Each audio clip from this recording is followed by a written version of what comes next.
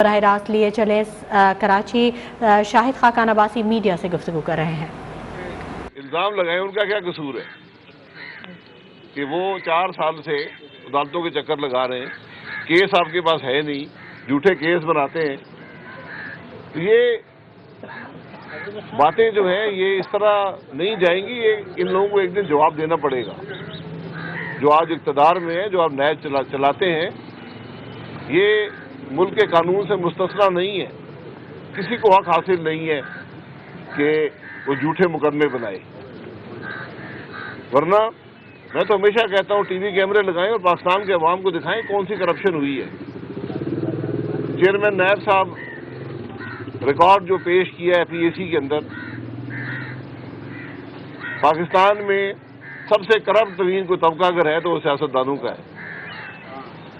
ہم نے پوچھا تھا کہ آپ نے یہ جو 539 ارب روپیہ ریکور کیا ہے، جس میں سے صرف 1.6 ارب جو ہے وہ چیئرمین نیب صاحب قومی خزانے میں جمع کرا سکے ہیں، یہ کس سے ریکور کیا ہے؟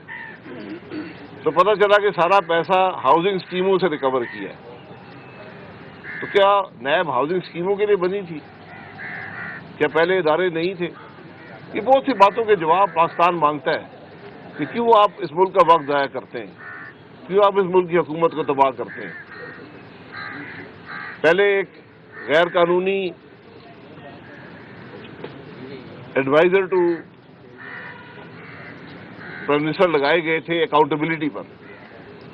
اکاؤنٹیبلٹی کا کوئی محکمہ وفاقی حکومت میں نہیں ہے۔ نیب کا ادارہ ہے اور ایف آئی اے ہے۔ حکومت پاکستان وہاں صرف درخواست گزار بن سکتی ہے۔ میرا خیال ہے کہ خواجہ نوید صاحب بھی اس کی تائید کریں گے۔ درست ہے۔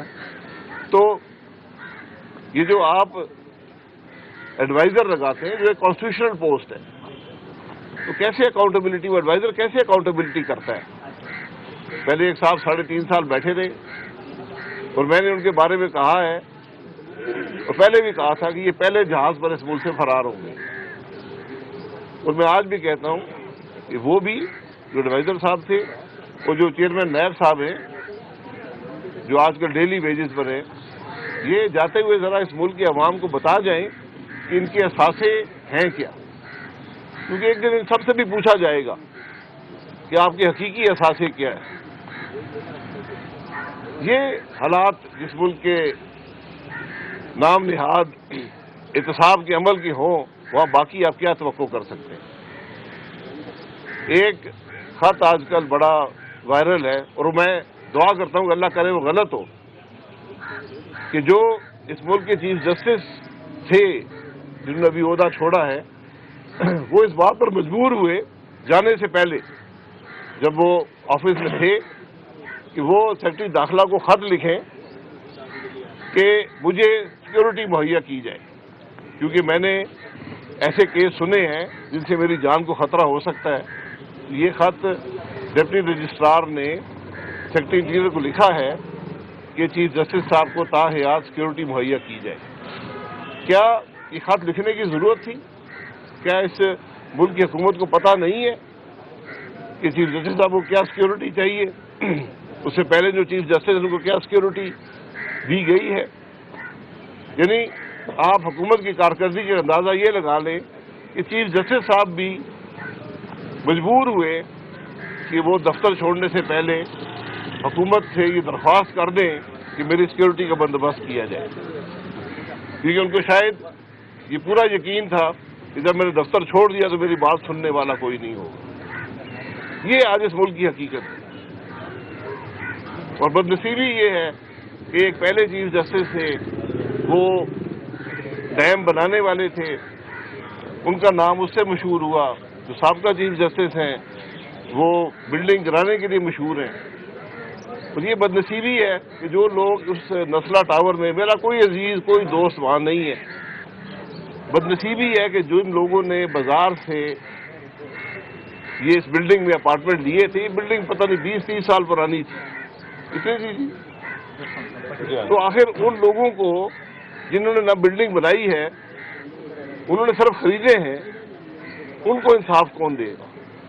یہ آج عدلیہ کی ذمہ داری ہے، یہ سندھ حکومت کی ذمہ داری ہے، جس کی آنکھوں کے سامنے اگر غلط بلڈنگ بنی، لوگوں نے فلیٹ خریدے، تو ان لوگوں کو جنہوں نے اپنی جمع پونجی سے یہ سارا فلیٹ لیے تھے، ان کو انصاف کون دے گا؟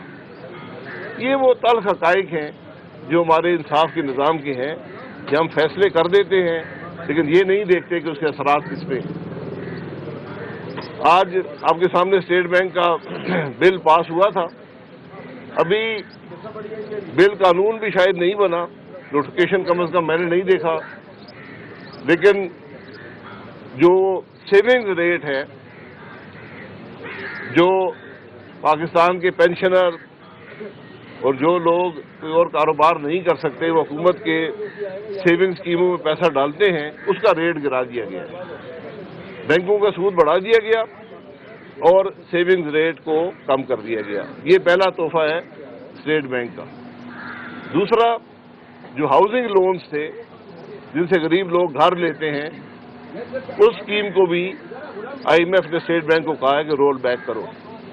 تو یہ وہی باتیں جس کا ذکر ہم کرتے تھے کہ ملک کا نظام اب حکومت کے کنٹرول میں نہیں رہے گا، اب آئی ایم ایف ڈکٹیٹ کرے گا براہ راست اسٹیٹ بینک کو کہ تم نے کیا کرنا ہے، اور اس کے اثرات پاکستان کے عوام پر پڑیں گے۔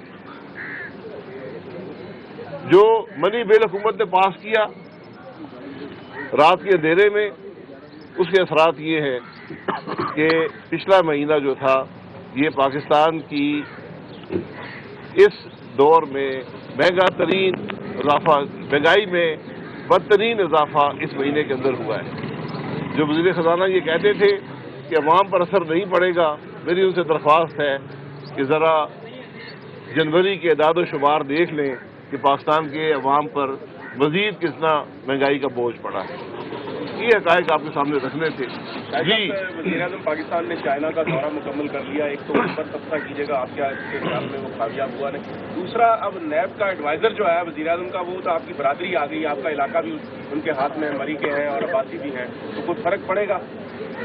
دیکھیں، ہمیں سب کو بڑی خوشی ہے کہ ہمارے وزیر اعظم چین گئے ہیں، انہوں نے وہاں ونٹر اولمپکس دیکھا ہے، ان کی شاید ملاقات بھی چینی رہنماؤں سے ہوئی ہے، اس کے بعد وہ شاید روس کا دورہ بھی کرنے والے ہیں۔ شاہد خاقان عباسی میڈیا سے لیکن وہ گفتگو کر رہے ہیں۔